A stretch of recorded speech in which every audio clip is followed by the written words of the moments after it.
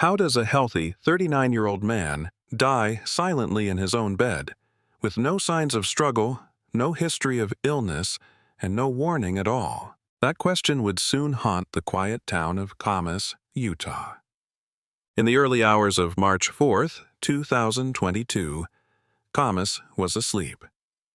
This was a town where life moved slowly, where people knew each other by name, and where serious crime was almost unheard of. On the outskirts of town, a well-kept house on Willow Court sat in the darkness. Accent lights framed the exterior. Inside, only a single lamp was still on. At 3:22 a.m., emergency services received a call. A woman's voice came through the line, unsteady and shaken. She told the dispatcher that her husband was not breathing. She gave the address.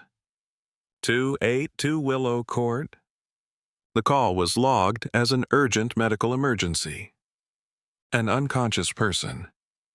8 minutes later, paramedics arrived. They found a man lying at the foot of the bed. He was 39 years old. His name was Cory Richens. He had no pulse. His skin was cold. Resuscitation attempts were made, but they failed. At 3:36 a.m., Cory Richens was pronounced dead at the scene. The house told no story of violence. There were no signs of a struggle. No overturned furniture. No broken objects. Nothing appeared out of place. To the first responders, everything pointed toward a sudden and tragic cardiac event. A healthy man, taken without warning in the middle of the night. An unexpected loss. A devastating accident. That was how the case was recorded. At least, at first. Cory Richens was not someone people expected to die suddenly. He was known in Camas as dependable, disciplined, and physically strong. He ran a successful construction and stonemasonry business. He hunted, traveled, and worked long hours.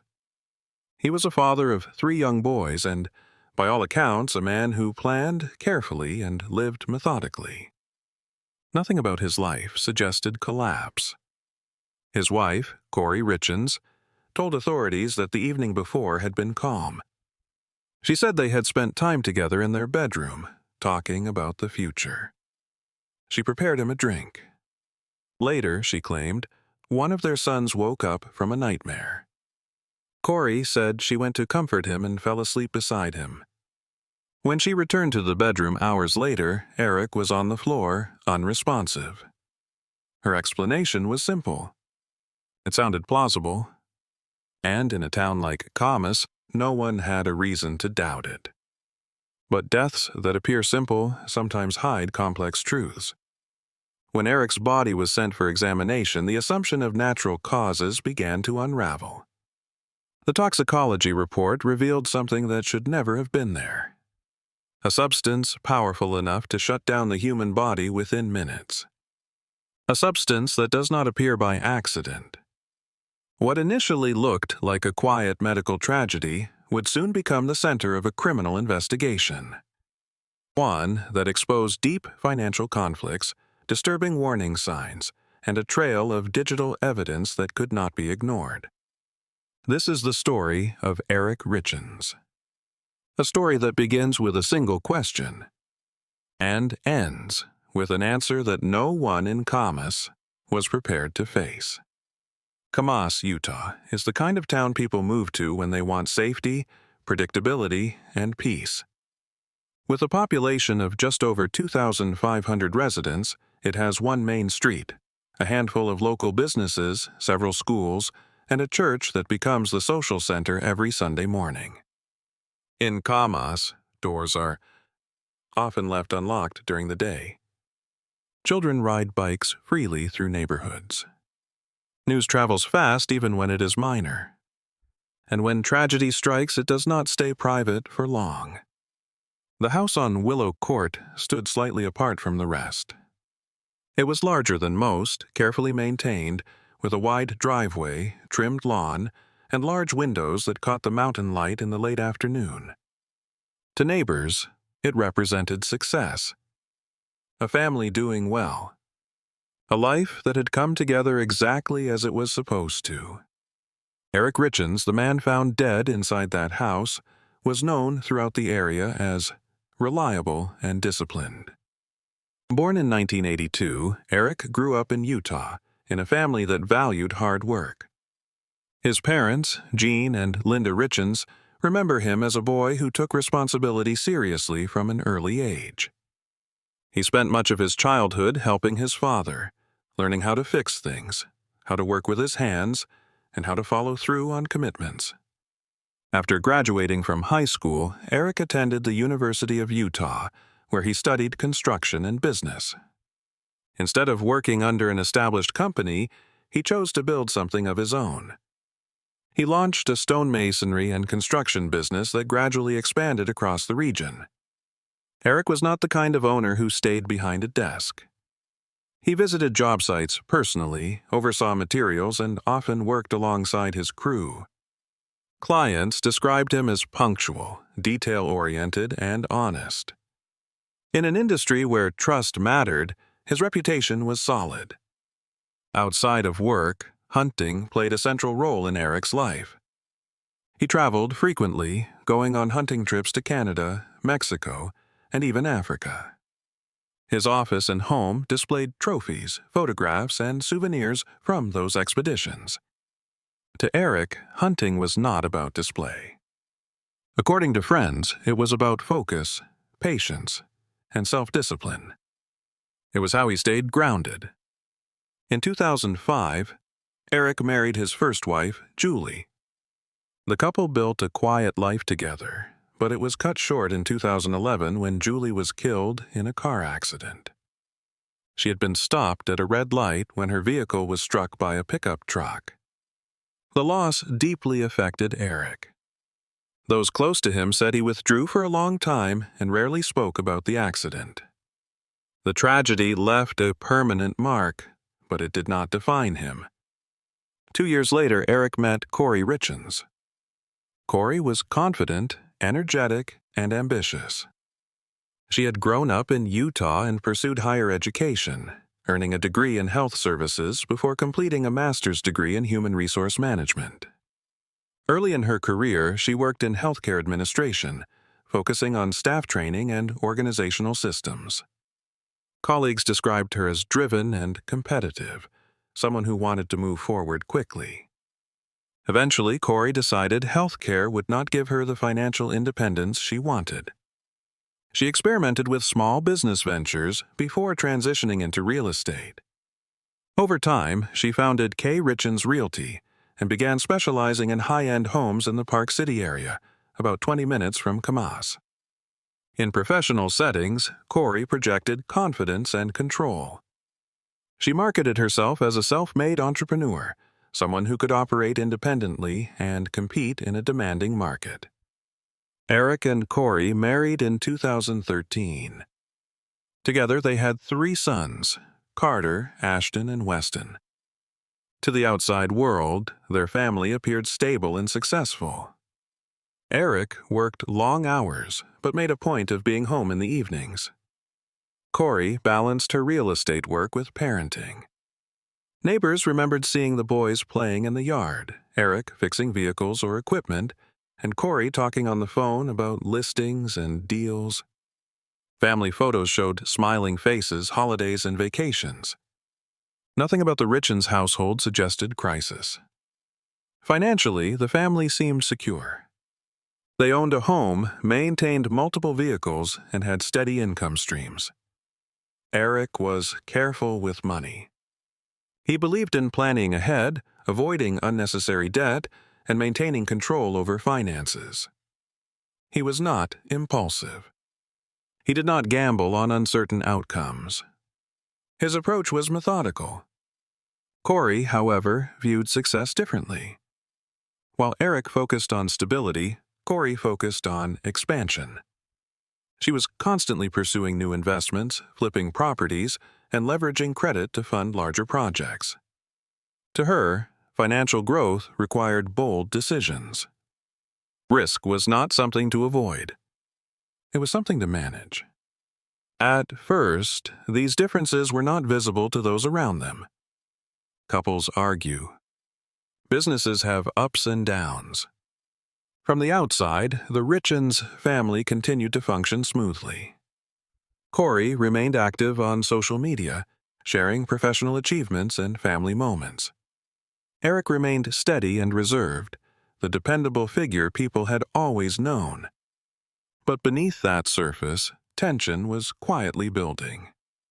The house on Willow Court, once a symbol of stability, was becoming a place where opposing values collided. Trust was being tested. Control was being challenged. And choices were being made that would eventually carry irreversible consequences. To the town of Camas, Eric Richens was a respected contractor, a devoted father, and a man who lived by routine and responsibility. That image made his sudden death all the more difficult to accept. Because men like Eric do not simply collapse without warning. And as investigators would soon discover, the story of his death could not be explained by appearances alone. From the outside, the Richens household appeared balanced and prosperous. But inside the marriage, two fundamentally different views of money, control, and the future were quietly colliding. Eric Richens believed in structure. He earned before spending, avoided unnecessary debt, and planned several steps ahead. His construction business required discipline and long-term thinking. One bad decision could ripple through an entire year of projects. For Eric, financial stability was not just practical. It was a form of responsibility, especially as a father of 3. Cory Richens viewed money differently. To her, financial growth demanded momentum. She believed that expansion required bold moves, aggressive investments, and constant reinvention. In real estate, hesitation meant losing opportunities. Cory was not afraid of debt. She saw leverage as a tool, not a threat. The faster she moved, the closer she believed she would get to financial independence and professional recognition. At first, these opposing philosophies existed side by side. Eric focused on his company. Cory focused on her listings. But as Cory's ambitions grew, so did the financial strain on their marriage. By late 2021, Eric discovered that large sums of money had been withdrawn from their joint accounts without his knowledge.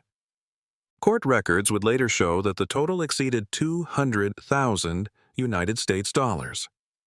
Cory had also accessed a home equity line of credit tied to their house, using it to fund personal expenses and speculative investments. To Cory, these were business decisions.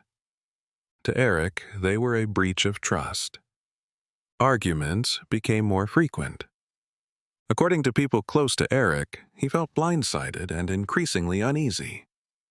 He confronted Cory about the spending. She defended herself, insisting that these risks were necessary if they wanted to move forward. Eric disagreed. He did not want growth at the cost of security. The tension reached a critical point over a property in Park City. Cory had her eye on a luxury home valued at approximately $2 million United States dollars. She described it as a cornerstone investment, something that would elevate her real estate portfolio and establish her as a serious player in the high-end market. Eric saw it as reckless. The numbers did not add up in his view. The debt exposure was too high. The risk was unnecessary. For Eric, the Park City home symbolized everything he feared about Cory's approach to money. For Cory, his refusal represented an obstacle standing in the way of her vision. But financial conflict was not the only warning sign. In hindsight, there were moments that now read less like coincidence and more like escalation. During a trip to Greece, Eric suddenly became violently ill after consuming a drink Cory had prepared for him. The symptoms came on quickly. Severe nausea, weakness, dizziness. He required medical attention, Doctors were unable to give a definitive diagnosis and suggested severe food poisoning.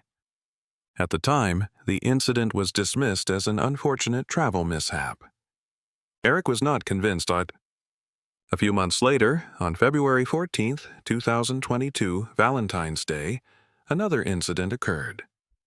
Cory prepared Eric a sandwich. After taking a single bite, Eric felt an immediate reaction. His face went numb. His breathing became difficult. His body felt unresponsive. Eric carried an epinephrine pen due to known allergies, and using it likely saved his life. This time, he did not dismiss what happened. Eric confided in his business partner and his sister. According to statements later given to investigators, Eric told them plainly, "I think she just tried to poison me." He did not say it as a joke. He said it with fear. Despite that fear, Eric did not contact law enforcement. Those close to him would later explain why. Eric did not want to destroy his family. He did not want public scandal. Most of all, he did not want to put his 3 sons through a bitter divorce or criminal investigation. He believed that if he could quietly regain control of his finances and protect himself, the situation might stabilize. In response, Eric took decisive steps. He changed critical financial documents that had previously been under Cory's control. He removed her as the beneficiary from his life insurance policies and named his sister instead.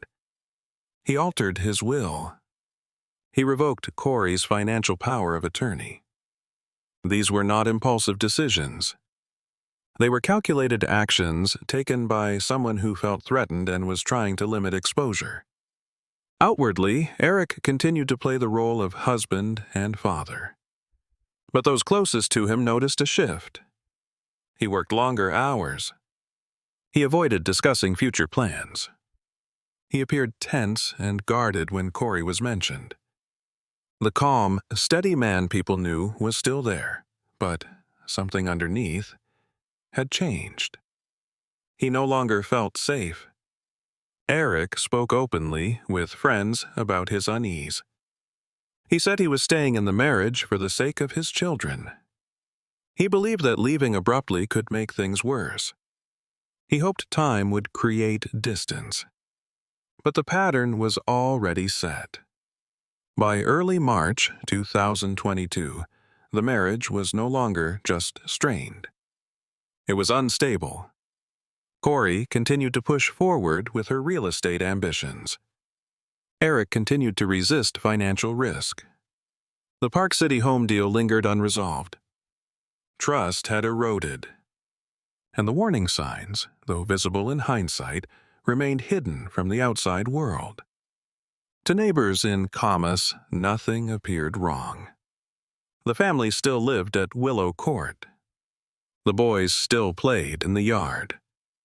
Cory still posted professionally polished images. Eric still went to work every day. But inside that house, the balance had shifted. And when the night of March 3rd arrived, the pressure that had been building quietly for months would reach a point of no return. March 3rd, 2022, began like an ordinary day in the Richens household. There were no public arguments. No calls to police. No visible signs that anything catastrophic was about to happen. That evening, Cory Richens told friends that she and Eric were celebrating a major milestone. According to her, she had secured the purchase of a new home in Park City, valued at approximately $2 million United States dollars. She described it as the beginning of a new chapter for their family. Eric did not share that excitement. Friends later stated that Eric believed the deal was financially reckless.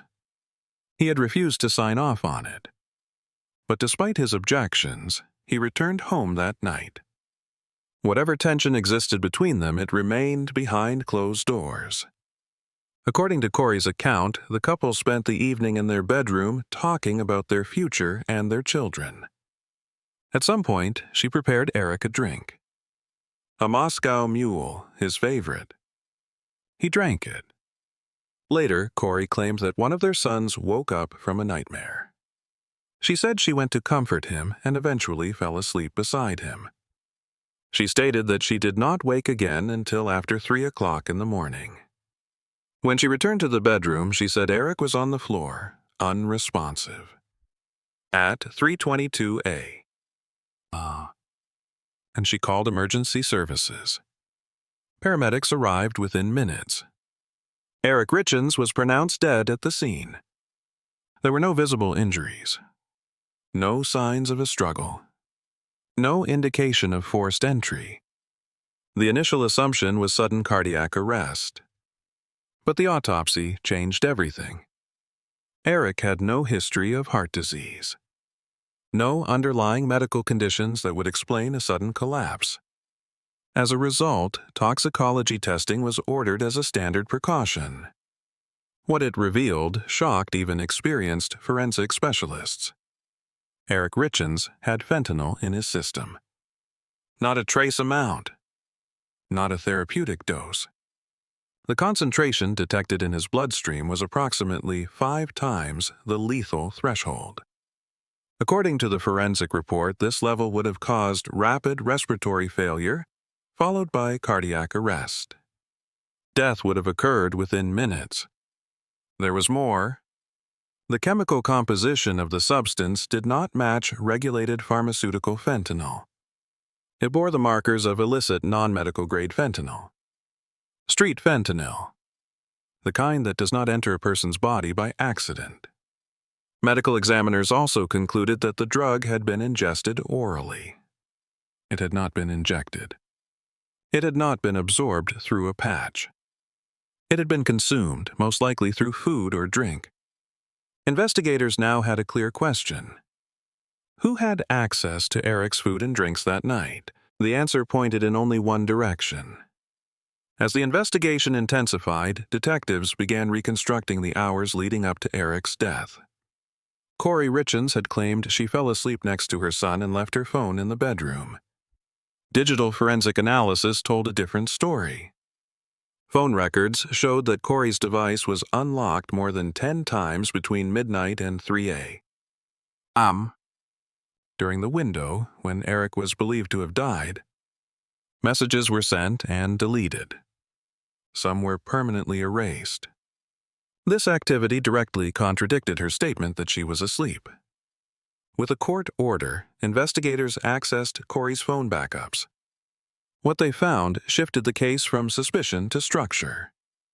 The data revealed a series of messages between Cory and a woman identified in court documents as SL. According to investigators, SL had access to prescription medications. The conversation dated back to late 2021. In one message, Cory wrote, "I need some painkillers for an investor." Weeks later, she sent another message. "I need something stronger. Michael Jackson stuff." To investigators, that phrase stood out immediately. Michael Jackson stuff is commonly used slang for powerful opioids, particularly fentanyl. Financial records supported the messages. 2 separate transfers of $900 United States dollars were made from Cory's personal account to SL. One in December 2021. Another in mid-February 2022. Neither transfer included a description. When questioned, SL admitted to providing Cory with pills and powder. She claimed she did not fully understand the nature or potency of the substance she was handing over. The timeline aligned with alarming precision. After the first transfer, Eric became severely ill during the trip to Greece. After the second, the Valentine's Day sandwich incident nearly killed him. Days after the final exchange, Eric was dead. Investigators concluded that this pattern was not accidental. Cory's behavior following Eric's death further deepened suspicion. The day after he died, she contacted a locksmith to open the family safe. She told the technician there were important documents inside. The locksmith later described her as anxious and impatient. Investigators discovered that Eric had recently changed the safe's access code, effectively locking Cory out. Within weeks, Cory moved forward with paperwork to finalize the Park City property purchase. The same deal Eric had refused to approve was completed under her name. Almost immediately, the property was listed for resale at $3.5 million United States dollars.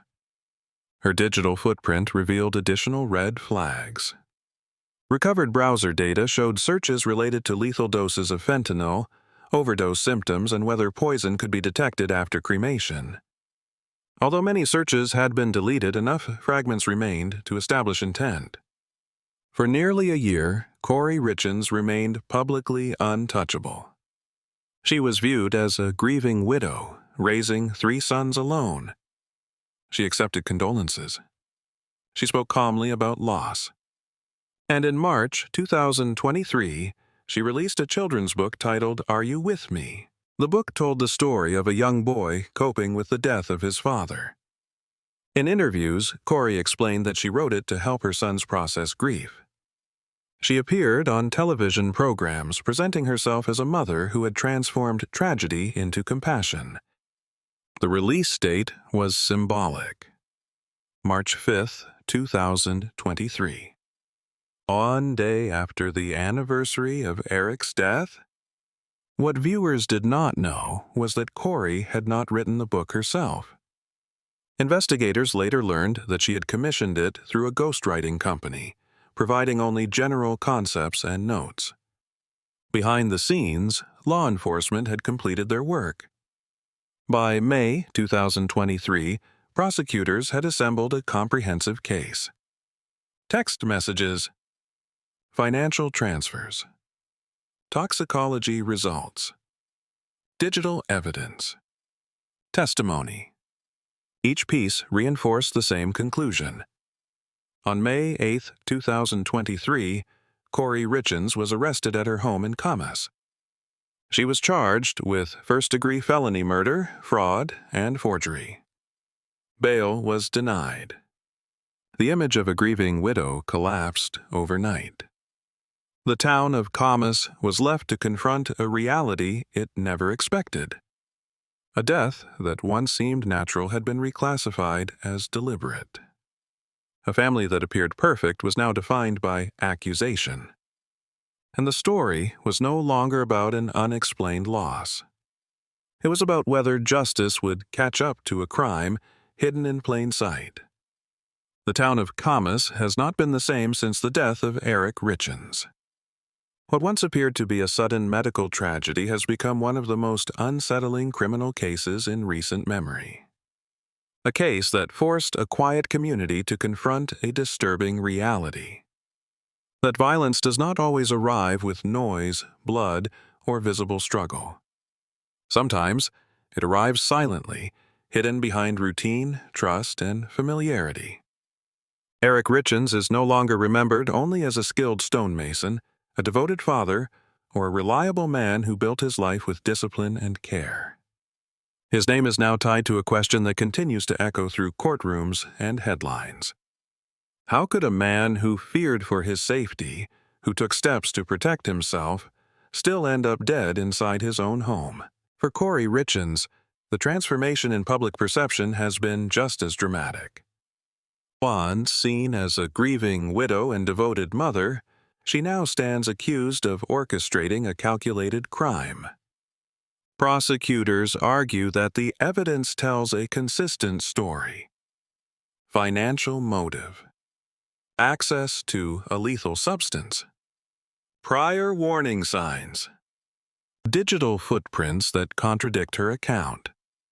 Each element alone might be questioned. Together they form a narrative the state believes is impossible to ignore. Cory Richens has pleaded not guilty. Under the law, she remains innocent until proven otherwise. Her defense maintains that the case is built on circumstantial evidence and interpretation. The trial will ultimately decide her fate. But regardless of the verdict, the damage is already irreversible. Eric's construction business has shut down. The house on Willow Court no longer belongs to the family. His 3 sons now live under the care of relatives, growing up in the shadow of a case that will follow them for the rest of their lives. A children's book meant to explain loss has been removed from circulation, its message overshadowed by the accusations surrounding its author. In Kamas, people speak carefully now. The Richens name is rarely mentioned aloud. The story lingers not as gossip, but as a warning. A reminder that appearances can deceive, and that even the most orderly lives may hide fractures invisible to outsiders. This case is not just about fentanyl, money, or digital evidence. It is about trust. About what happens when ambition overrides restraint, and when private conflict is allowed to escalate behind closed doors. It is about the modern reality of crime, where intent is often recorded not in eyewitness accounts, but in messages, transfers, and search histories. As the legal process continues, one truth remains unchanged. Eric Richens never got the chance to protect himself fully. His sons never got the chance to say goodbye. And a town that once believed it was immune to tragedy learned that no place truly is. The question that opened this story still stands. How does a healthy 39-year-old man die silently in his own bed? According to prosecutors, the answer is simple. Because someone he trusted made sure he never woke up.